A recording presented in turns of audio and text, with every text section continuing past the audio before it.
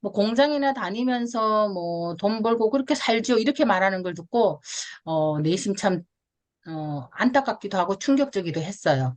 그렇게 잘 공부도 하고 능력이 있고 그런 아이가 그냥 그렇게 꿈도 없이 산다는 그런 생각을 하니까 조금 저로서는 가르치는 입장으로서 참 안타까운 면이 많아서 제가 아이들에 대해서 심리나 이런 것들에 주변 환경이나 이런 거에 조금이라도 도움이 되고자 아동학 사회복지학 이런 거를 또 이제 공부를 하게 되었습니다. 그러면서 그 외에 뭐 평생교육사, 사회복지사 이런 다양한 뭐 자격증을 취득하고 또 앞으로 또 미래에 대해서 또 뭐 생각을 하다 보니까 그 외에 다른 자격증을 직장 생활하면서 또 취득하기도 했고요. 지금은 디지털 문예 교육사와 전자책 코치 강사 자격증도 또 가지고 있습니다. 저는 작가 전자책 출판 지도사고요. 어, 꿈이롱 책방이라는 뉴페이퍼 대표로 있습니다. 그리고 디지털 문예 강사이고 네이버에 제 이름을 또 검색하면 나오고요. 음, 꿈이룸 연구소라는 카톡방을 운영하고 블로그와 인스타도 운영하고 있습니다. 이게 제 SNS 방들이고요.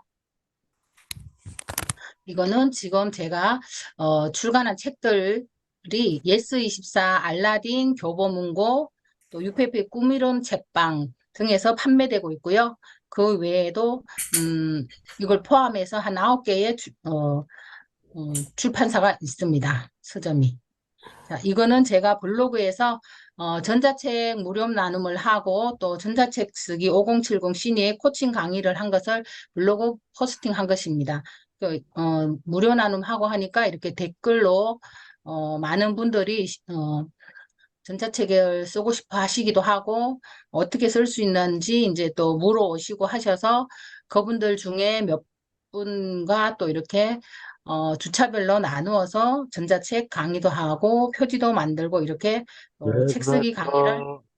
했습니다.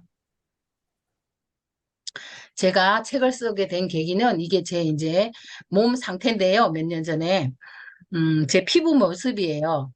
제가 갑자기 뭐 평상시에 크게 아팠던 건 없는데 고혈압, 피부 질환, 간 수치 이상, 상세 불명의 당뇨, 혈액 종양 뭐 뇌가 뭐 혈액 뭐 암 뭐 이런 종류의 얘기를 들었어요. 병원에 갔더니 몸이 너무 안 좋아져서 그랬더니 이제 피부가 머리에서 발끝까지 이런 식으로 화산 폭발하듯이 둥글둥글하게 이런 막 입체적으로 이런 식으로 나타나고요. 그리고 이제 혈액종양 내과를 갔더니 이제 피 검사를 하고 했는데 그 백혈구 수치가 4천 이상 보통 사람들은 그렇게 나와야 된다는데 저는 한 1,000 정도 이렇게 해서 면역력이 너무 떨어졌다 그러더라고요. 그리고 피부과에서는 이제 뭐 이제 피부 알레르기, 뭐 음식 알레르기, 뭐 동물 알레르기 이런 거 다 검사했는데 알 수 없는 뭐 그런 상세불명의 피부도 그렇고 당뇨도 그렇고 그래서 제가 음 어쨌든 제가 결과적으로는 암이라는 거를 선고를 받진 않았지만 어 그 검사 결과가 나오기 전까지는 병원을 나서는데 정말 그렇잖아요. 우리가 어떤 살다가 크게 무리 없이 살다가 어떤 이런 전환점이 되는 계기를 맞게 되면 인생이 한번 돌아보는 계기가 되는데 저도 병원을 나서면서 파노라마처럼 좀 하고요. 그래서 좀 우울하기도 하고 눈물도 좀 핑 돌고 막 그렇더라고요. 그래서 이제 나중에 이제 결과를 듣고 나서 암은 아니었다고 이렇게 선고를 받아서 다행이기도 했지만 너무 저도 사실은 마음적으로는 충격이 있었죠. 겉으로는 아무렇지 않은 척했지만 그래서 그 이후에 제가 직장을 그만두고 이렇게 운동을 하고 또 건강을 되찾기 위해서 또 뭐 작게는 여행도 다니고 마음을 좀 다스리고 했어요.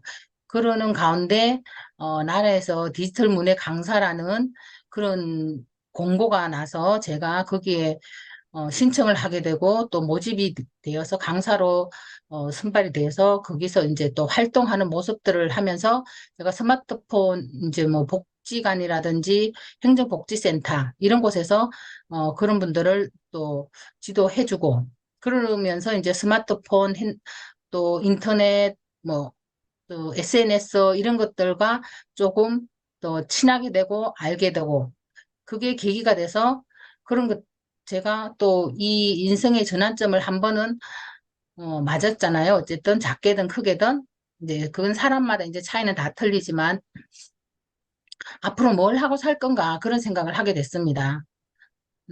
저는 평소에도 뭐 글쓰기나 이런 책 쓰기에 대한 것을 마음에 두고 있기도 하고 학창 시절에도 뭐 유명한 시인들의 책, 시라든지 이런 거를 노트에다가 몇 권씩 이렇게 써서 필사해 놓은 게 있어요. 그리고 제가 뭐 알지는 못하지만 그때도 뭐 자작시를 짓는다고 이렇게 써놓은 것도 있고 친구하고 또 뭐 편지나 글을 주고받으면 꼭 글을 써서 이렇게 편지처럼 무슨 짧은 글을 써서 우리는 주고받았어요. 그러니까 그런 것들이 영향을 끼쳤는지 제가 어쨌든 그런 계기로 이 전자책 쓰기와 그런 길로 들어서게 된 것 같습니다. 자, 그러면 우리가 왜 책을 써야 하는지 거기에 대해서 한번 살펴보기로 하겠습니다. 자, 책은 쓰는 것이, 보는 것이 아니라 쓰는 것이고, 책 쓰기 시작은 글쓰기부터라고 했습니다. 그러면, 책을 쓴다고 하면 어떻게 될까요? 책을 쓴다고 생각하면 마음이 먹으면 독자의 눈이 아닌 작가의 눈이 생깁니다. 그리고 평소 무심코 보던 책의 표지나 제목, 목차가 예사롭지 않게 보입니다. 점점 생각이 쓰는 방향으로 확장되고요. 저도 음, 일을 하면서도 이렇게 어떤 것들을 보면 사물을 보면은 저거를 어떻게 하면 뭐 책으로 엮어낼까? 어떻게 하면 뭐 책을 쓰는데 좋은 방법이 있을까? 그런 생각들을 책을 쓰면서 하게 되더라고요. 그러니까 사람이 그 상황에 놓이게 되면 그런 머리가 자연적으로 그런 쪽으로 확장하게 되는 것 같습니다. 그렇다면 누가 책을 쓰면 좋을까요? 우리는 보통 뭐 책을 쓰면 뭐 전문가나 이런 분들이 쓴다고 생각하는데 그렇지 않고, 어, 내 마음을 관찰하고 소통하고 싶은 분이라든지 내면과 외면이 성장하고 싶은 분, 또 자신이 아프고 힘든 내면을 치유하고 싶은 분들, 또는 평소 작가가 꾸민 분, 내 인생이나 가치관을 정리하고 싶은 분들, 나를 알리고 싶은 사업가나 강사분들, 이런 분들이 최고의 자기 발견 도구로 사용할 수 있고, 자기 개발 도구, 명상 도구, 꿈을 이루는 도구, 또 자신을 정리하는 도구, 또 사업가나 강사님들은 최고의 홍보 도구로도 사용할 수가 있습니다. 언제 그럼 책을 쓰냐고요? 보통 책을 쓰라고 하면 자신이 없다 그러고 또 성공하면 쓴다 그러고 전문가들이나 쓰는 거라 그러고 저도 그랬으니까요. 저도 책을 쓰려고 하면 시작하지 않았기 때문에 어디서부터 손을 대야 될지 모르겠고 그래서 내가 무슨 책을 쓸까? 뭐 이런 생각을 했습니다. 그런데 그러면 우리가 그렇게까지 계속 기다리고 가면 언제 뭐 성공한다는 그런 보장이 있는 것도 아니고 자신이 그냥 계속 자신이 생길 거라는 어떤 기약이 있는 게 아니잖아요. 그러니까 우리는 1년 뒤든 10년 뒤든 처음 쓰는 책은 다 힘들고 어렵습니다. 그리고 우리보다 잘하는 사람들도 있고요. 나중에도 잘하는 사람도 항상 있습니다. 그래서 왕초보는 왕왕초보를 가르치고 초보는 왕초보를 가르치고 경험자는 무경험자를 가르치기 때문에 저도 용기를 내서 여러분들 앞에 이렇게 서게 되기도 했습니다. 그리고 또한 그렇지만 시간은 또 우리를 기다려주지 않습니다. 1년 뒤, 10년 뒤 제가 살아있다고 장담할 수 없습니다. 왜냐하면 요즘은 우리 눈에는 보이지 않지만 죽음과 가까운 일들이 내 주변에 굉장히 많이 도사리고 있잖아요. 우리나라가 뭐 자살률 1위이기도 하고 교통사고도 높고 또 요즘은 뭐 길 가다가 묻지마 폭력처럼 그런 경우를 당해서 얼마든지 죽는 사람들이 많고 또 제가 어젠가도 봤더니 교사분들이 세 분이나 돌아가셨더라고요. 우리가 그래도 교사라 하면은 사회적으로도 뭐 명성도 있고 어느 정도의 전문가적인 직업이잖아요. 그런 분들도 어떻게 스스로 그렇게 생을 마감하는 그런 일들이 있잖아요. 그래서 우리는 죽음을 장담할 수 없기 때문에 글을 쓰고 책을 쓰기 가장 좋은 때는 없습니다. 그때는 항상 지금입니다. 무엇을 써야 될까요? 우리는 어, 무슨 논문이나 전문 서적을 쓰는 게 아닙니다. 그냥 나의 경험, 노하우, 아픔, 미래의 희망, 꿈 등을 통해서 느낀 것이라든지 배움, 깨달음, 정보와 메시지를 독자에게 전하는 것입니다. 결국은 나의 이야기를 쓰는 거고요. 모든 책은 자기 이야기를 글로 풀어내는 것입니다. 그러다 보면 남의 얘기도 쓰게 되고 또 더 성장하는 것 같습니다. 그럼 어떻게 써야 될까요? 진정성 있게 쓰고 잘 쓰려고 하면 글에 힘이 들어가니까 진실되게 쓰고 그래야 공감대를 형성할 수가 있겠죠. 있는 그대로 쓰는 게 중요할 것 같습니다. 그렇다면 우리가 할 일은 우리는 지금까지 태어나서 가정에서 학교에서 직장에서 많은 것을 배우고 습득한 인풋의 생활을 해왔습니다. 그렇다면 이제 그 많이 배우고 내 안에 축적돼 있는 것을 아웃풋해서 배웠으면 남에게 가르치고 내가 아는 것을 공유하고 책을 읽었으면 책을 쓰는 것을 했으면 좋겠습니다. 책을 써보니 이런 변화가 생겼습니다. 자신의 내면을 들여다보고 생각을 바로 세우게 되고 세상을 바라보는 눈이 달라졌습니다. 부정적 마인드가 긍정 마인드로 바뀌었습니다. 저도 그랬으니까요. 저도 책을 쓰기 전에는 어, 저에 대한 어떤 뭐 내면이든 외면이든 타인에게 보여줄 일이 없으니까 뭐 약간의 부정적인 뭐 마인드나 이런 거를 누가 뭐 타치할 일도 없고 뭐 크게 드러날 일이 없으니까 그냥 평상시 생활하는 대로 했는데 책을 쓰다 보니까 책을 읽으면서도 제가 느끼게 되고 쓰면서도 느끼게 되고 부정적인 게 아닌 긍정적인 마인드로 자신을 자꾸 생각하게 되고 바라보게 되는 것 같더라고요. 여러분은 그래서 어떤 삶을 살고 계신가요? 여러분은 생산자인지 소비자인지 한번 생각해 보세요. 부의 추월 차선이라는 책에서는 생산자의 개념을 모든 리더와 부자들은 생산자라고 했습니다. 자, 소비자는 책 또는 글을 보고 보는 사람이고 돈을 쓰는 사람이고 생산자는 글을 쓰는 사람이고 돈을 버는 사람입니다. 여러분은 어떤 삶을 살고 싶으신가요? 이- 여기에 많은 분들이 지금 생산자의 삶에 합류하고 있습니다. 이분들이 대단한 분들이시냐고요? 아닙니다. 물론 대단한 분도 계시지만 다 평범한 우리 같은 사람들입니다. 그렇지만 이렇게 책을 쓰고 글을 쓰고 하는 분들입니다. 이제는 여러분의 차례입니다. 내 이야기를 쓰고 내 아픔을 드러내고 그렇게 하면서 내 마음과 몸과 치유가 되고 하는 것입니다. 여기에 빈자리가 있는데요. 여기 빈자리는 이제 여러분의 자리고 당신의 자리고 내 자리입니다. 이 시간 이후에 우리의 그러면 목표는 어떻게 할까요? 책을 쓰기 위해서 내 인생의 주인으로 살아가야 되고요. 우리는 내 인생의 주인으로 살기가 쉽지 않습니다. 여태도 그렇게 또 살아오기가 쉽지 않았고요. 물론 그런 분들도 계시지만, 어, 뭐, 가족, 친구, 뭐, 친척, 지인, 이런 분들을 배려하다 보니까 내가 정말 주인인 삶이 별로 없었습니다. 그래서 내 주인으로 살아가고, 글쓰기로 나를 자신 있게 표현해야 되고, 그걸로 인해서 난생 처음 내 책 내고 작가가 되어보고, 작가가 돼서 평생 인쇄받는 전자책도 출판해보고, 그렇게 함으로 네이버 인물 등록해서 대한민국 상위 2.7%가 돼보시는 거 어떨까요? 자, 글쓰기와 책쓰기는 무엇이 다른지 한번 살펴보겠습니다. 글쓰기와 책쓰기의 공통점은 누구나 마음먹으면 쓸 수 있습니다. 그리고 책을 쓰면 성장과 변화에 도움이 되고요. 쓰는 사람이 있고 보는 사람이 있고 많이 쓰면 솜씨가 늡니다. 또 잘 쓰면 판매가 되니까 수익화도 되겠죠.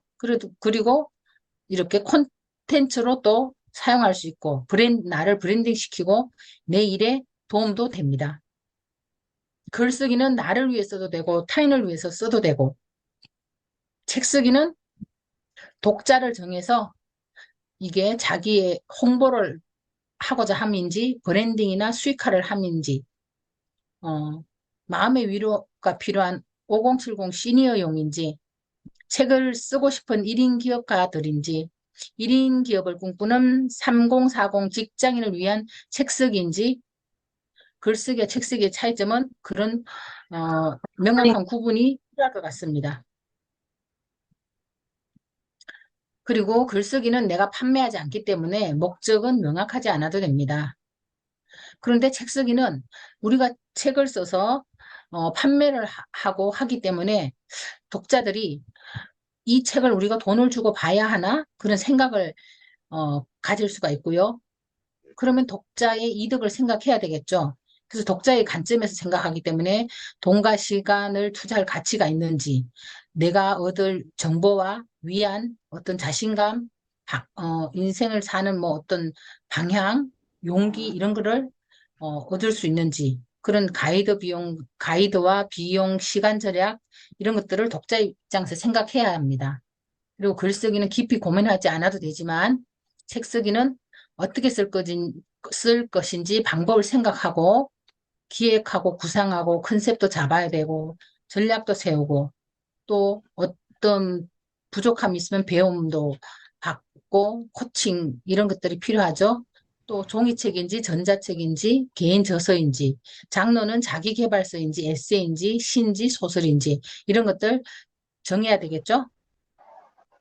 또 분량은 글쓰기는 그다지 중요하지 않습니다. 책 쓰기는 얼마나 쓸 것인지 분량을 생각해야 합니다.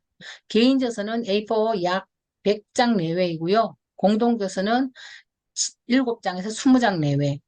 ISBN 전자책은 A4가 아닌 A5로 30장 이상을 추천드리고요. 커몽 전자책 기준은 또 A4로 20장 이상 기준을 삼습니다. 글쓰기는 일기장, 메모장, 블로그, 인스타 뭐 이런 것들에 다 써도 됩니다. 그리고 가급적이면 온라인상의 글쓰기를 하는 걸 추천드리고요. 그건 왜냐하면 내 SNS 상에서 노출되면 홍보 효과도 있고 그런 뭐 수익화와 관련되는 그런 어 저기가 파급 효과가 있기 때문에 그렇게 추천드리고요. 책 쓰기는 원고에다 쓰고 한글 원고에 쓰는 걸 추천드립니다. 그럼 책을 쓰면 좋은 점들이 뭐가 있을까요? 책을 쓰다 보면 자신감도 생기고 성취감, 자부심 등이 올라가고요.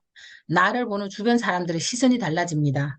왜냐하면 전문가로 인식되고 내 브랜드와 콘텐츠에도 도움이 되고 또 내가 쉴 때에도 나와 내 상품, 서비스 등을 홍보해 주겠죠. 왜냐하면 서점 같은 곳에서 내 책이 팔려나가고 있으니까 내가 쉴 때에도 나에게 어떤 파이프라인을 제공해 주는 거죠. 그리고 정도의 차이는 있지만 그런 수익화가 있을 수 있죠. 그럼 하루 만에 책 쓰기는 가능할까요? 우리는 하루 만에 책 쓰기가 안 될 것 같은데 뭐 보겠습니다. 하루 만에 책 쓰기는 몰입과 집중이 잘 되는 환경에서 오로지 나에게만 집중해서 내 인생의 경험이나 배움이나 지혜를 담기 때문에 내 이야기를 한 권의 전자책을 만들어 보는 것을 경험하는 것입니다. 그래서 하루 만에 책 쓰기는 표지, 지연이 소개, 프롤로그, 목차, 본문, 에필로그, 판권까지 다 가능하고요. 그리고 나에 대해서 또는 시간의 전략, 또 경험에 대한 가치를 재발견할 수 있습니다. 하루 만에 책 쓰기는 모든 책은 자신의 이야기를 쓰는 거기 때문에 경험이 가장 좋은 책의 소재이고요. 방법이 아니라 환경이나 자신의 의지, 책을 쓰고자 하는 용기, 마인드가 중요하고요. 그렇기 때문에 누구나 가능합니다. 그리고 책에 대한 고정관념을 바꾸면 가능합니다. 꼭 뭐 전문가라든지 뭐 분량이 많아야 된다든지 그런 게 아니어도 가능합니다. 또 정해진 시간에 집중해서 몰입해서 쓰게 되고요. 우리의 경험을 타인에게 간접 경험으로 전해주기 때문에 공감과 위로를 줍니다. 또 진솔하고 있는 그대로 쓰게 됩니다. 또 타인의 평가에 너무 의식하지 않아도 괜찮고요. 쓰는 것은 내 마음이고 그것을 평가하는 것은 독자들의 몫이기 때문에 우리가 우리나라 전체 인구를 다 만족시킬 수는 없습니다. 제 책을 좋아하고 제 책에 단 한 명이라도 감동을 받고 인생이 바뀌면 그것으로도 충분합니다. 그래서 하루 몰입해서 쓰면 집중력도 올라가고요. 정말 하고 싶은 말만 쓰죠. 왜냐하면 시간이 타이트하기 때문에 그렇게 됩니다. 그리고 내경과 지혜가 필요한 사람은 꼭 있고 분량이 적어도 깊이 있는 책이 나올 수가 있고요. 완벽하지 않아도 괜찮습니다. 일상의 언어로 쉽고 편하게 쓰면 됩니다. 또 인생이 변하고 책 쓰기에 도움이 되는 마인드와 신념은 생각과 믿음의 전환이 전부입니다. 나를 알면 인생이 변하게 되고요. 경험이 가장 큰 재산입니다. 망설이는 시간이 가장 큰 비용이고요. 하고 싶은 일만 하며 살기에도 시간은 부족합니다. 여러분은 그리고 지금까지 살아오신 걸로 충분합니다. 이 4번의 망설이는 시간이 가장 큰 비용인 거는 제가 절실히 깨달은 것이고 제가 산 증인입니다. 왜냐하면 저랑 같은 기수로 시작한 분들이 이렇게 열심히 하시는 걸 저는 이렇게 지켜보기만 했거든요. 저도 이제 뭐 컨텐츠라든지 자신감이라든지 용기가 부족해서 지켜봤는데 그분들은 이렇게 수익화도 시키고 오픈방에 어, 계시는 분들도 뭐 몇백 명, 몇천 명 이렇게 같은 이제 기간을 두고 봤을 때 그렇게 이렇게 계속 승승장구 하시는 걸 보니까 저는 그냥 지켜보기만 했거든요. 용기가 없고 자신이 없어서. 그래서 망설이는 시간은 가장 큰 비용인 거 맞습니다. 그러니까 그거는 믿으셔도 됩니다. 자, 그러면 책에 대한 고정관념은 뭐가 있을까요? 책은 전문가나 뭐 그런 사람들이 쓰는 게 아니고 책을 쓰니까 사람들이 전문가라고 생각합니다. 쓰는 사람이 전문가예요. 제가 책을 썼기 때문에 저는 작가가 됐고 또 사람들은 문장력이 좋은 책보다 공감되고 편한 책을 잘 읽습니다. 좋아하고요. 우리 어려운 책은 생각만 해도 책 보기도 전에 벌써 이렇게 마음에 부담이 가잖아요. 그리고 우리의 경험, 배움, 감정, 일, 직업, 가족 사는 곳, 꿈, 희망, 과거, 현재가 모든 소재가 됩니다. 또 남이 쓴 책을 많이 본 사람은 남의 생각이 많이 들어갑니다. 우리는 책을 많이 안 봤기 때문에 우리만의 독창적인 글을 쓸 수가 있어요. 그리고 나의 경험이 필요한 누군가에게는 큰 지혜가 됩니다. 또 딱 지금 내 지식과 경험이 필요한 사람들을 위해서 하면 되니까요. 초보가 왕초보를 위해서 경험자가 무경험자를 위해서. 지금은 정보 과잉 시대인데, 책의 분량이 너무 많으면 부담스럽습니다. 그리고 모든 책은 나름 의미와 가치가 있기 때문에 지금은 또 디지털 시대이기 때문에 전자책이 굉장히 선호되고 중요한 시대이기도 합니다. 사람 사는 것은 별반 다르지 않습니다. 꼭 책이 밝고 긍정적인 내용만 있는 건 아닙니다. 우리의 삶은 항상 아픔과 고민과 상처와 허물이 있기 때문에 그것을 드러낼 때 공감을 얻고 사람들에게 많은 울림을 줍니다. 그리고 너무 많은 것을 염두에 두고 쓰면 글이 장황해지고 그렇기 때문에 특정 대상을 생각하며 쓰면 됩니다. 그렇다면 쉽고 편해지는 글쓰기 방법은 뭐가 있을까요? 친구에게 말하듯이 편안하게 쓰면 되고 자신 있게 글을 쓰면 되고 나만의 개성대로 자유롭게 쓰면 됩니다. 잘 쓰려기보다 진솔하게 쓰고 내용에 집중해서 쓰고 글을 머리보다 엉덩이로 진득하니 앉아서 쓰면 됩니다. 그럼 책의 소재와 주제는 뭘로 하면 될까요? 어떤 내용으로? 책의 소재와 주제 찾는 방법은 멀리서 찾지 않고 나의 강점, 나의 일, 내가 어떤 일을 하는지, 내가 겪은 어떤 특별한 경험, 나의 아픔, 몸이든 마음이든 또는 치유 사례, 나만의 어떤 사상, 철학, 인생의 사건들, 뭐 학교 입학, 결혼, 뭐 이민 이런 것들, 나만의 특별한 인간관계의 노하우, 뭐, 나의 취미, 여행, 뭐 어떤 수집이라든지 그런 거, 나의 목표, 앞으로 나의 꿈은 뭘까? 내가 바라는 것은 뭘까? 이런 것들을 책의 소재와 주제로 하면 되겠습니다. 또 내가 사는 지역, 내 사람들, 아내, 남편, 엄마, 아빠, 자녀, 친구들, 멘토, 하고 싶은 말, 자녀들에게 하고 싶은 말이나 부모님께 하고 싶은 말, 또는 세상에 외치고 싶은 말들, 또 감명 깊게 읽은 책이나 영화, 내가 관심을 가지고 있는 주식, 부동산, 뭐 SNS 이런 것들, 외국 생활에 대한 어떤 문화, 뭐 이민, 정착에 대한 어떤 홀로서기에 대한 소재, 주제, 또 생활 가이드, 우리 생활에서 밀접하게 쉽게 접할 수 있는 것들. 이렇듯 책에 대한 주제는 무궁무진합니다. 일상 모든 것이 소재가 될 수 있습니다. 자, 지금까지 제 얘기를 들으시고 뭐 떠오르는 주제가 있으시든지 쓰시고 싶은 주제가 있는지 한번 보시고 메모지가 옆에 있으면 한번 적어 놔 보세요. 나중에 그게 책이 될 수도 있습니다. 자, 책을 쓰는 이유는 내적 이유와 외적 이유가 있는데 내적 이유는 나를 알고 최고의 내가 되기 위해서 또는 내 인생의 추억과 기록을 위해서 지식과 배움을 정리하기 위해서 또 내 마음의 감정을 정화 치유하기 위해서 자신감과 성취감을 위해서 외적인 이유는 자녀 후손들에게 어떤 말을 전하기 위해서 시간 활용과 파급을 위해서 나의 브랜드와 콘텐츠를 알리기 위해서 사람들에게 믿음과 전문성을 주기 위해서 또는 자동화 수익을 위해서 내적, 외적 이유로 나눌 수가 있습니다. 그렇다면 공감되는 글쓰기와 길을 잃지 않는 글쓰기는 뭐가 있을까요? 자, 여기에 보시면은 뭐 우리 대한민국의 사람들은 다 아실 것 같아요.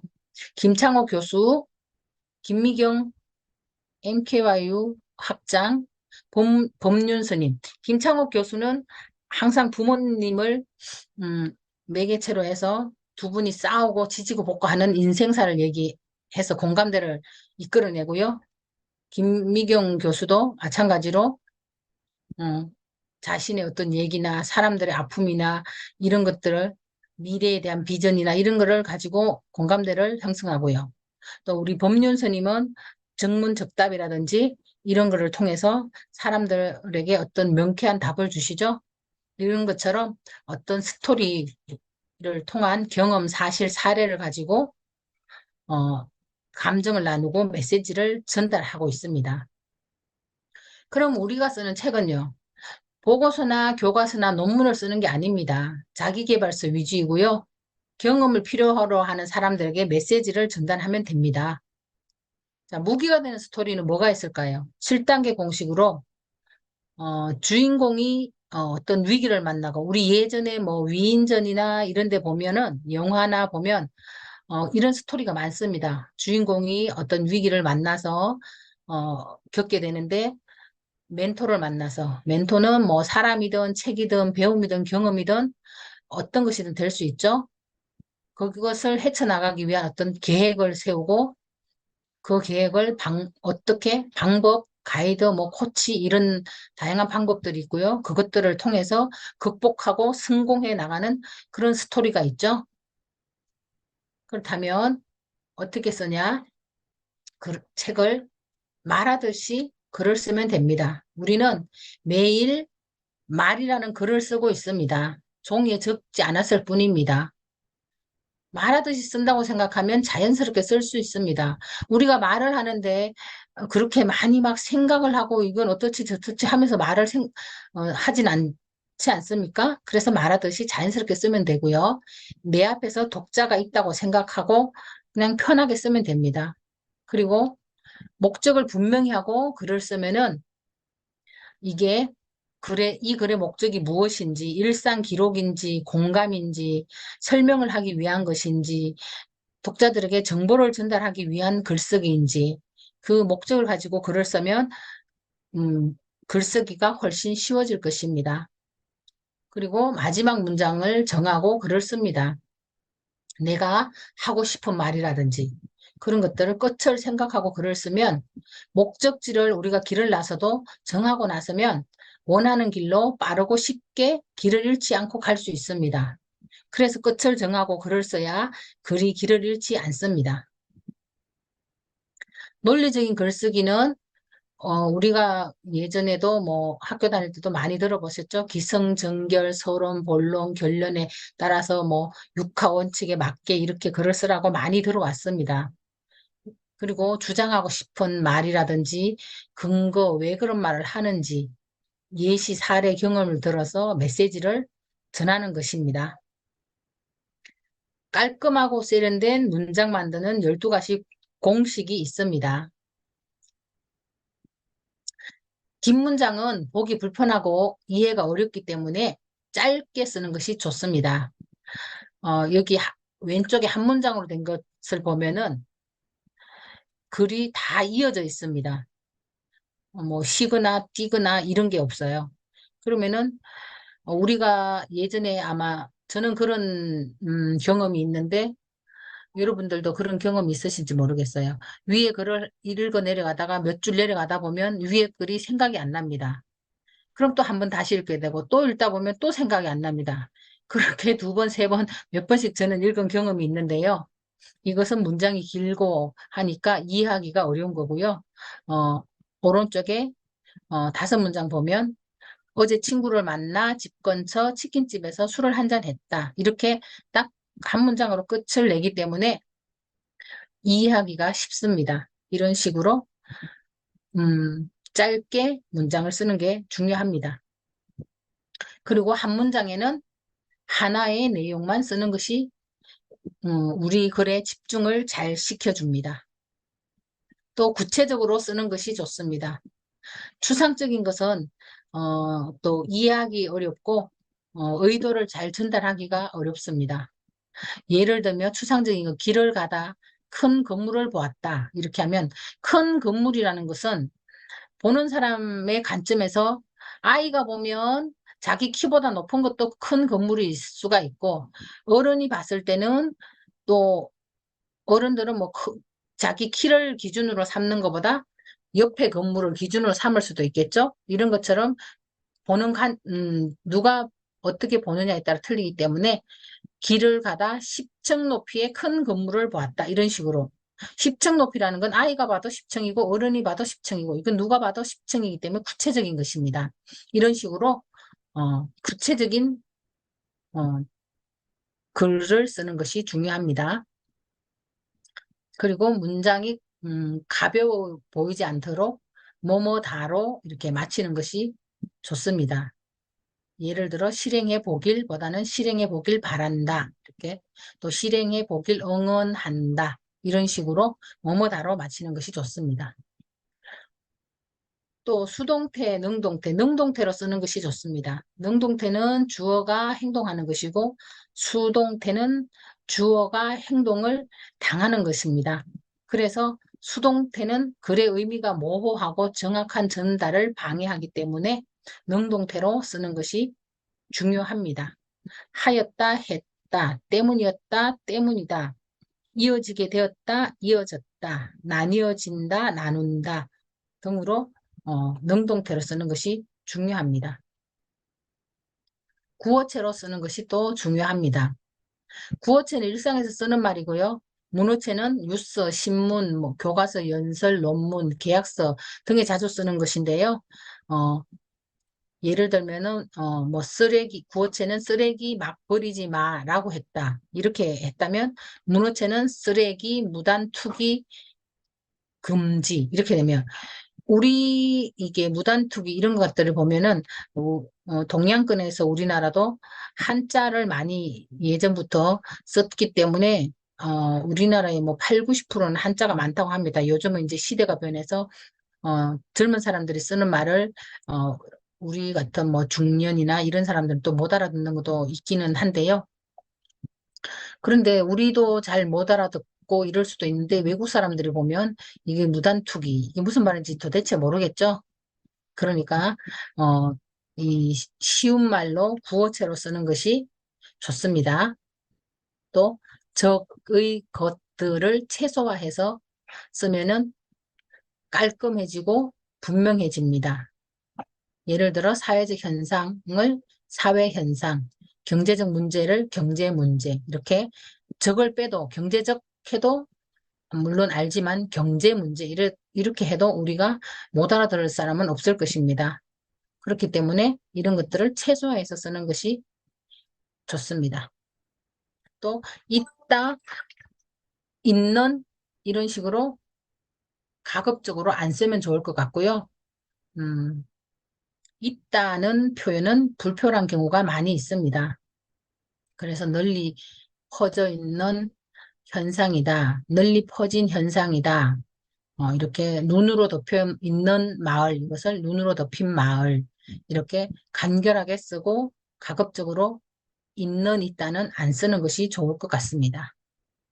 또 뭐뭐에 대한 의한 뭐뭐들 중에 뭐뭐의 경우에 이런 것들도 최소화해서 간결한 표현이 좋습니다. 간결한 표현이 이해하기도 쉽고 또 우리가 읽기도 쉽습니다.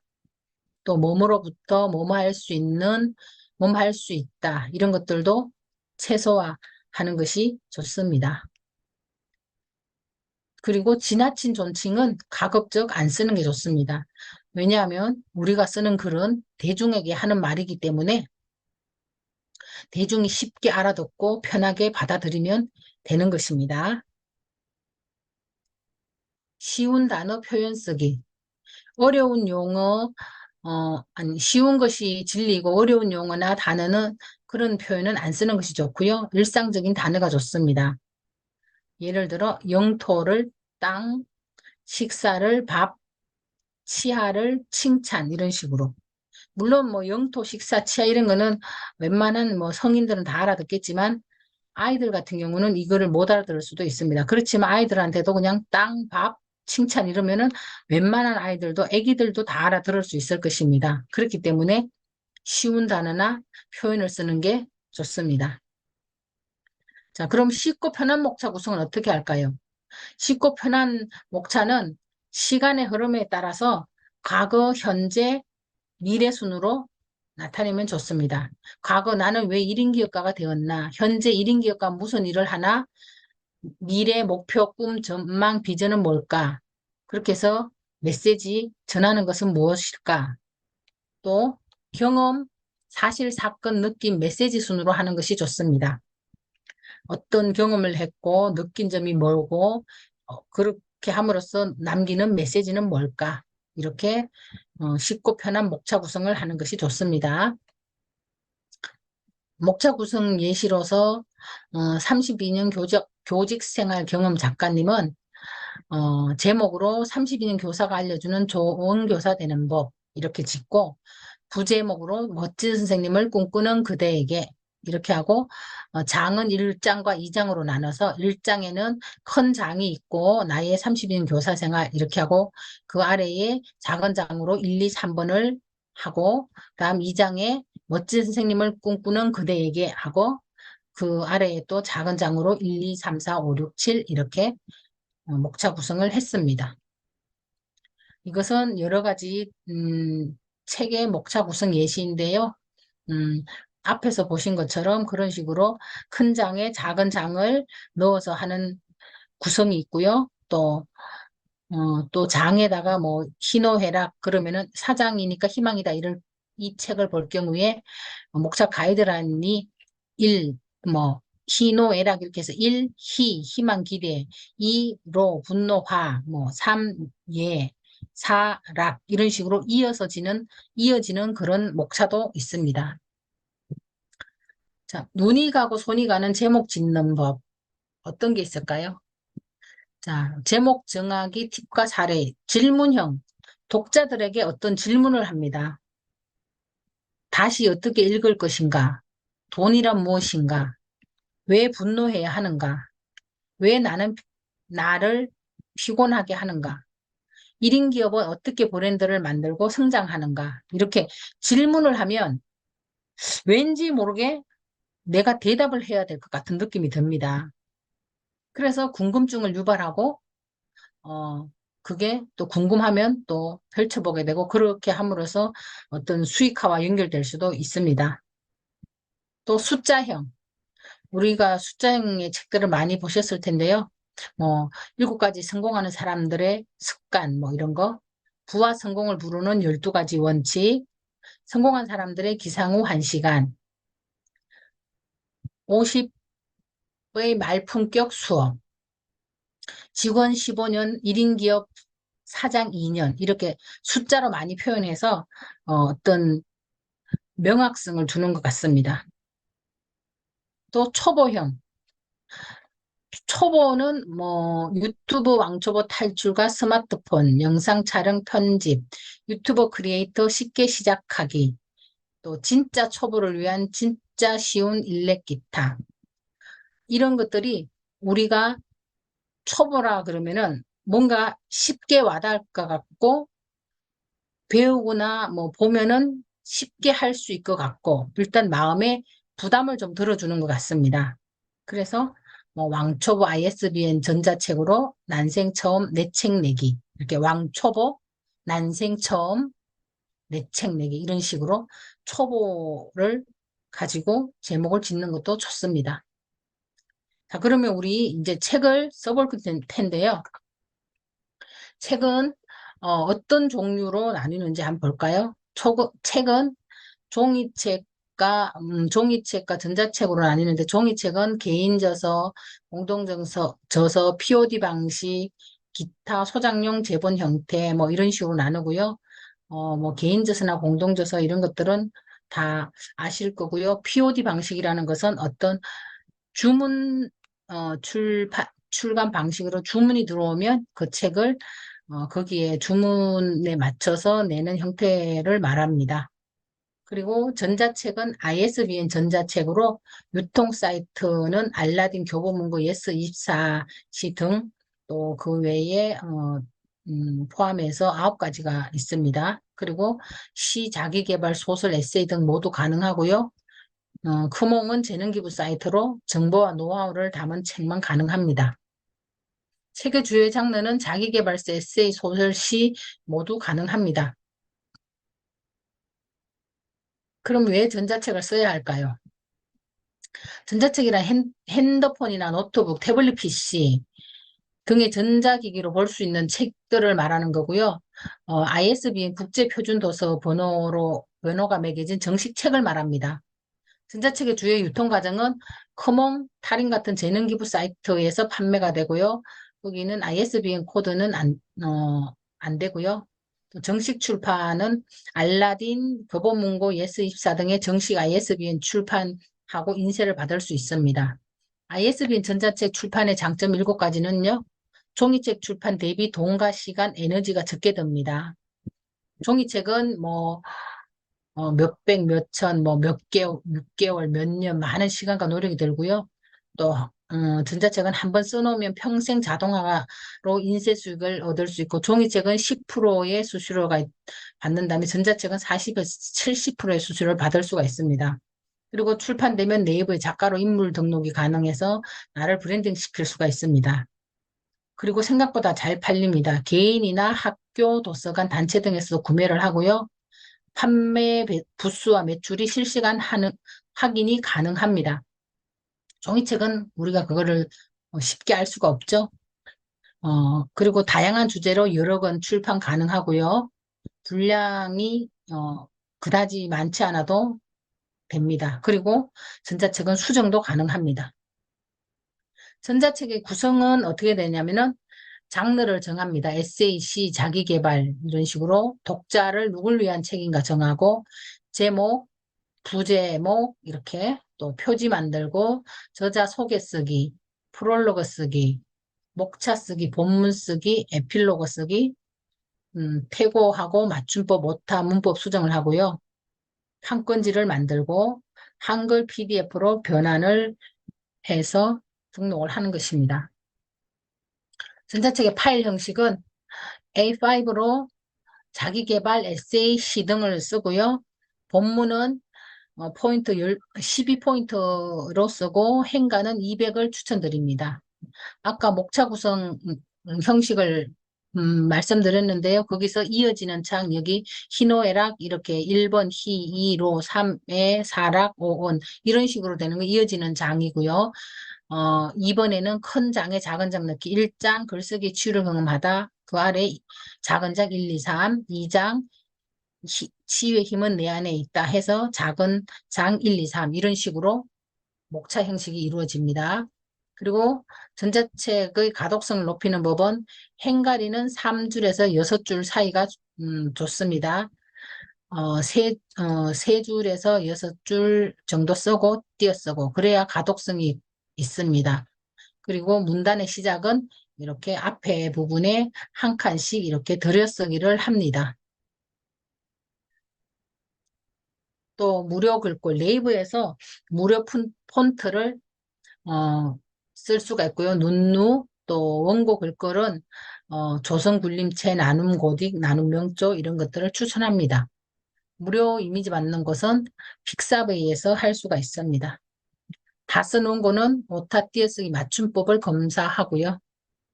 또 쉽고 빠르게 표지를 만들 수가 있습니다. 캔바, 미리 캔버스, PPT로 만들 수가 있습니다. 여기서도 마찬가지고요. 그러면 제가 여기서 잠깐 캔바로 표지를 한번 쉽고 빠르게 만드는 법을 한번 잠깐 보여드리겠습니다. 다들 듣고 계시죠? 아무 말씀이 없으시고 그러니까 아주 저 그냥 혼자 PPT에서 듣고 있습니다. 아주 잘하고 계십니다. 네. 예, 듣고 감사합니다. 있습니다. 저 혼자 하고 있는 것 같습니다. 아니요, 같이 하고 있어요. 감사합니다. 감사합니다. 제가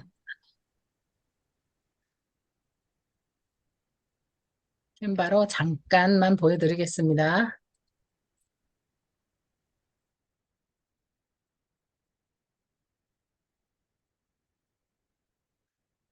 전자책 쓰기니까 제가 전자책과 관련하는 걸 하는데 이제 시간이 좀 없으니까 제가 여기 전자책 쓰기 표지라고 이렇게 일단 타이핑 칠 걸 이렇게 그냥 컷으로 불러다가 한번 써보겠습니다. 이렇게 여기 보면 왕관 모양이 있습니다. 왕관 모양은 비용을 지불하는 것이기 때문에 왕관 모양 하지 않고 자 이런 식으로 요거는 안 될 것 같습니다. 이런 것도 음, 비용을 지불하는 거고요. 세 개가 하는 거니까 이걸로 한번 해보겠습니다. 이렇게 뭐 작은 글자들을 지워도 되고 뭐 써도 되는데 일단은 저는 활용을 하는 걸로 한번 해보겠습니다. 일단 왜냐하면 시간 관계상 제가 활용을 하는 걸로 하겠습니다. 아까 보여드린 것처럼 지워도 됩니다.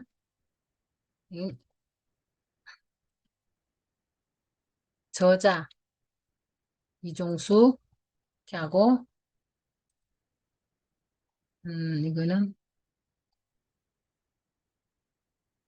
이거는 그냥 하나 보여드리겠습니다. 제목 불러오는 거. 자, 텍스트를 눌러서 제목 추가해서 여기다가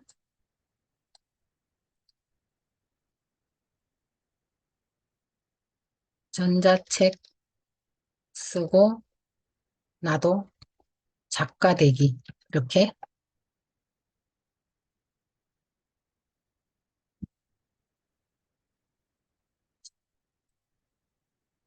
늘려서 이렇게 키울 수도 있고요.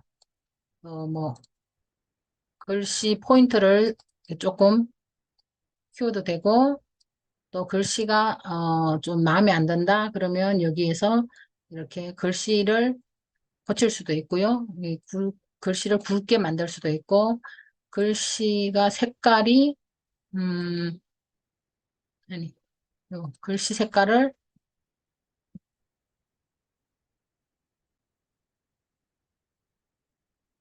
이렇게 바꿀 수도 있습니다. 자, 이름은 이렇게 끌어다가 아래도 내려올 수 있고요. 음, 이게 저자가 잘 안 보이니까 색깔은 까만색으로 바꿔주겠습니다. 그리고 이런 것들은 조금 복잡해 보이니까 뭐 하나씩 없애주셔도 되고요. 그러니까 저자 썼으면 이제 텍스트에서 또 제목 하나 불러와서 여기다가 출판사, 뉴페이퍼 이렇게 해서 자 이것도 위의 방법과 마찬가지로 글씨체나 이런 거 바꿀 수 있고요. 크기는 이름보다 조금 작게 하는 게 좋습니다. 뭐 같이 가도 되고 이름을 조금 위로 올리고 요거를 그냥 균형을 맞추기 위해서 이렇게 조금 간격을 두고 이렇게 해도 될 것 같습니다. 자, 이렇게 해서 음, 이러면 다 됐습니다. 자, 공유 위에 공유 눌러서 다운로드하고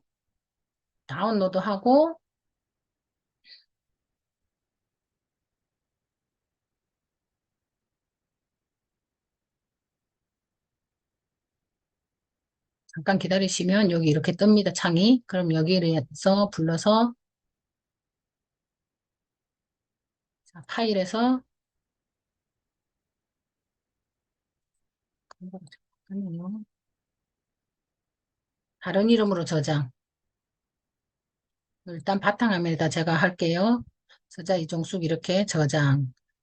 자, 이러면 다 됐습니다. 그러면은 두 개가 떴네. 여기에 보면 자,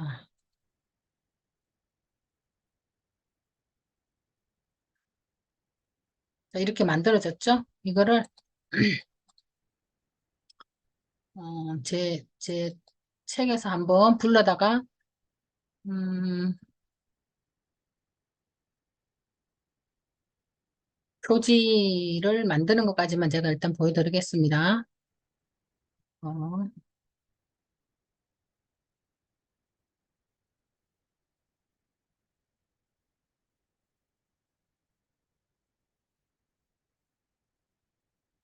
음, 이게 자꾸 올라가네.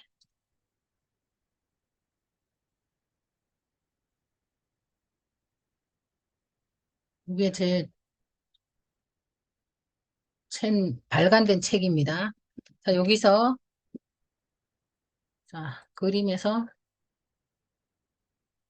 아까 바탕화면에다가 저장을 했고요. 저자 이종수 불러다가 이렇게 열면 자, 이렇게 여기에 열 십자가 생기는데 쫙 하면 자 이렇게 되죠. 그러면은 최대한 늘려서 이 표지에 맞게 이렇게 맞춰줍니다. 자 이러면 전자책 쓰기 뉴페이퍼 저자 이종숙 해서 전자책 쓰고 나도 작가 되기 이렇게 표지가 완성됩니다. 그러면은 이런 것들이 이제 이렇게 제가 이거 쓴 책들인데 이 그림들 중앙에 이렇게 제가 여행 다녀와서 쓴 책입니다. 중간에 이렇게 그림들이 나오죠? 이런 식으로 넣을 수도 있고 어, 이거를 뭐 캔바나 미리 캔버스나 뭐 픽사베이나 이런 곳에서 뭐 표지 같은 경우에는 PPT에서도 할 수 있습니다. 이렇게 간단하게 일단 보여드렸습니다. 자, 이거는 제 책이니까 저장 안 하고 닫겠습니다. 자, 이게 이 표지를 넣은 거를 지금 보여드린 것입니다. 제가. 자, 그 다음 이렇게 그 책 쓴 거를 이제 PDF로 이렇게 책갈피 기능을 해서 책이 완성되는 것입니다. 그러면 이제 유페이퍼에 이렇게 책을 등록하는 것입니다. 일단은 그러려면 유페이퍼에 회원가입을 해야 되고요. 유페이퍼 분량 제한은 없고요. ISBN 전자책 낼 때 건당 1,000원의 수수료는 있습니다. 그리고 이페이지라는 곳이 있는데 여기는 분량 제한 없고 출판은 무료입니다.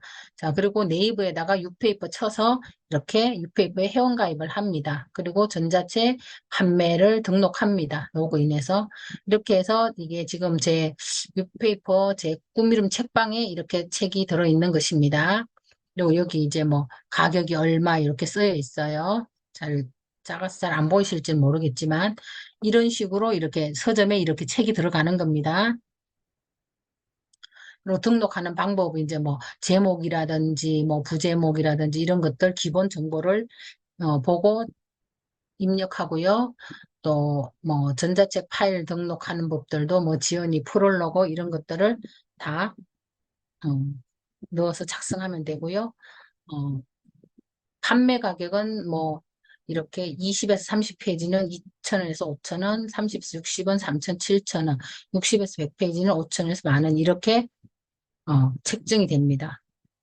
그리고 이렇게 전자책을 이렇게 유페이퍼에다가 ISBN 발급 신청하고 등록을 하면은 9개 제휴사에 이제 순차적으로 유통이 됩니다. 이게 ISBN 이제 발급하는 방법이고 건당 1,000원입니다. 전자책 성인 후에 수정하는 방법 에디터에 들어가고 웹 에디터에 들어가고 판매 중 전자책 클릭책 수정 원하는 책 뭐 클릭 이렇게 PDF 수정 확인 신청 완료 확인 완료 이렇게 하면 수정이 됩니다. 유페이퍼는 이렇게 등록을 하면 알라딘 뭐 인트파커 교보 예스24 이런 곳에서 이렇게 같이 제휴가 돼서 판매가 됩니다. 그리고 이거는 이제 어, 관리 정산 판매 내역에 들어가면 어디에서 어떻게 판매가 되는지가 이렇게 다 나와 있습니다. 그리고 이제 대여도 할 수 있고요. 내 책을 내가 어떻게 홍보하느냐 SNS에다가 홍보할 수도 있고 아까 저처럼 전자책을 무료로 나눔할 수도 있고요. 자신의 책을 뭐 카톡방에서 또 운영할 수도 있고요. 자, 네이버 이렇게 책이 다 써지면 네이버에 인물을 등록합니다. 이렇게 인물을 등록하는 이유가 나를 포지셔닝 하고요. 전문성과 신뢰성을 갖게 해주고요. 공인된 이미지가 있고 우리나라에 인물 등록이 된 사람 수는 약 140만 명이고 상위 2.7%입니다. 인물 등록 운영 네이버에 가면 이렇게 운영 정책이 있고 직업 분류표, 또 이런 뭐 법인 대표, 보험사, 뭐 변호사 이런 것들, 세무사, 인물 등록 예시고요. 이렇게 해서 출판책을 등록하면 작가로 이렇게 등록이 됩니다. 요즘은 모바일로도 쉽게 됩니다. 제가 할 때는 없었었는데, 그리고 뭐 사진, SNS 주소, 자기의 기본 정보를 이렇게 입력하게끔 창이 뜨니까 그대로 하시면 됩니다. 그 네이버에서 이제 네이버 인물 정보 이렇게 검색하면 여기에다가 등록 신청 뭐 수정 신청 수정도 가능합니다. 이렇게 삭제도 가능하고 이렇게 하면 됩니다. 또 자신의 이름을 넣고 등록 신청 클릭하고 뭐 닉네임 이름 직업 뭐 자기 신상 정보 뭐 이런 것도 다 가능하고 또 넣지 않아도 될 것도 있습니다. 굳이 안 넣고 싶으면은 뭐 학력 뭐 작품, 뭐 책을 썼던지 이런 도서 이런 것들에 관한 것을 또 넣을 수도 있습니다. 또 이제 수정하는 것도 자신의 이름으로 들어가서 수정하고 삭제도 가능합니다. 자, 제가 이제 여러분께 드리는 메시지는 남이 써놓은 책 100권보다 내가 쓰는 한 권의 책이 더욱 강력합니다. 우리의 경험은 세상에 빛이 되고요. 시간은 유한하고 우리는 충분합니다. 책은 보는 것이 아니고 쓰는 것입니다. 자, 제 강의를 듣고 지금 책을 쓰고 싶은 마음이 드시고 마음이 설레시는가요? 이미 우리는 충분합니다. 우리가 망설일 때 누군가는 꿈을 꾸고요. 망설이는 시간이 가장 큰 비용이라는 건 제가 증명을 했고요. 무언가 시작하기에 가장 좋은 때는 바로 지금입니다. 제가 이 말씀을 드리면서 제 개인적인 말씀을 잠깐 드리겠는데요. 제가 한 달 전에 형부가 돌아가셨는데요. 평상시에 굉장히 건강하고 아무 병이 없었어요. 그런데 갑자기 이제 일을 마치고 저녁에 들어와서 혼자 그냥 계시다가 아무 말씀도 못하고 돌아가셨거든요. 근데 언니는 그때 마침 또 운동을 나갔대요. 그리고 아이들은 이제 객지에 나가 있으니까, 어, 저기 또 그날따라, 조카가 전화를 했는데 아빠가 안 받으셨대요. 그때는 벌써 돌아가셨는지, 뭐 어떻게 해서 안 받으셨는지는 모르겠지만 그런 상황이 돼버렸더라고요. 그래서 언니는 너무 충격이 심해서, 그 집에 살 수 없어서 집을 내놓고, 원룸에 들어가서 지금 혼자 살고 있는데, 음, 잠도 못 자고 먹지도 못하고 이래서 반쪽이 됐다고 합니다. 저는 사실 형부랑 너무 결혼할 때부터 너무 친하고 제가 너무 좋아하는 형부고 제가 오빠가 없었기 때문에 오빠 같고 아버지 같고 형부고 그런 사람이었거든요. 그리고 본가에도 그렇고 저희 처가에도 그렇고 너무 잘하시는 분이고 제가 30년이 넘도록 화를 내는 걸 한 번도 본 적이 없어요. 남을 위해 항상 배려하고 다른 사람한테 나눔을 하고 이러던 분이었거든요. 그래서 저는 너무 정말 마음이 아파서 제가 지난달 한 달 동안 아무것도 할 수가 없었어요. 자꾸 눈물이 나고 생각할수록. 그래서 이제 형부 흔적을 찾아봤는데 사진이 없는 거예요. 핸드폰을 바꾸고 저기 사진이 잘못 건드려서 삭제되는 바람에 사진이 하나 없더라고요. 딱 하나 남은 거 있는데 그것도 마침 언니랑 형부랑 엄마랑 밭에 가시는 걸 제가 뒤에서 찍은 거예요. 전 그거 보고 형부 얼굴을 손으로 돌려놓고 싶더라고요, 사진을. 그럴 수가 없잖아요. 그리고 형부가 그 저기, 영주에서 한의원을 그쪽에 하고 계셨는데, 우리 한약 먹을 때 주의사항을 주잖아요? 뭐, 먹지 말고 이러고 이름을 딱 써서 줬는데, 그걸 제가 냉장고에 붙여놨어요. 형부 흔적을 찾기 위해서. 남편이 그걸 생각 없이 버리려고 하더라고요. 그래서 제가 그거 떼지 마라 그랬어요. 그거라도 저는 갖고 있고 싶어서 아직 버리지를 못했어요. 그래서 지금도 아직 붙어 있는데, 저는 그래서 그게 엄마 아버지도 이제 내일 모레 90이거든요. 그리고 형부 쪽 본가에 어머니도 지금 그렇게 되시고 그런데 이제 갓 60을 조금 넘었어요. 그런데 아무 말도 못하고 가족을 아무도 보지도 못하고 한마디 말도 못하고 혼자 그렇게 이렇게 가신 걸 생각하면 너무 가슴이 아픈 거예요. 그래서 저는 그런 생각이 들더라고요. 홍보를 봐도 그렇고 또 며칠 전에 또 친구 또 저기 엄마 돌아가셨다 그래서 또 제가 가보고 요즘은 나이가 이제 제 나이가 그럴 때가 됐기 때문에 그런 일들을 많이 겪더라고요. 그러니까 그러다 보니까 저도 이제 어쨌든 많이 저도 아팠고 이래서 뭔가를 시작할 때는 미루고 뭐 마음으로 재고 그럴 필요가 없는 것 같아요. 왜냐하면 우리는 정말로 언제 죽을지 모르거든요. 그게 병이든 뭐가 되든 정말 죽는 거라는 거는 알 수 없는 거예요. 미래라는 건 한순간도. 그래서 제가 꼭 드리고 싶은 말씀은, 물론 저와 같이 책을 내시고 하셔도 좋습니다. 그렇지만 저한테 내지 않으셔도 좋습니다.